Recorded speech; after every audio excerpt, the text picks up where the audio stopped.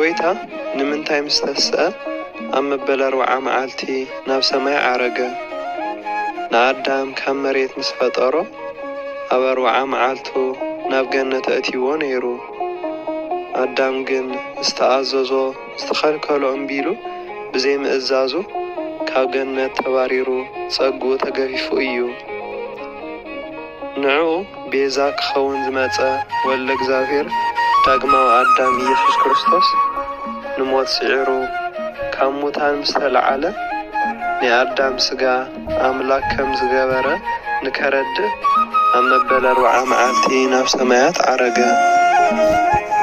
ንሕና ናይ ጎይታና ተስፋ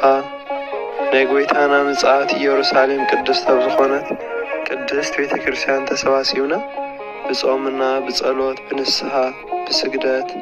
ምጽዋት ንጽበዮ ኦርቶዶክሳዊት ተዋህዶ ቤተ ክርስቲያን ካብ እተኽብሮም ዓበይቲ ናይ ጎይታ በዓላት ሓደ ብምዃኑ ምስጋና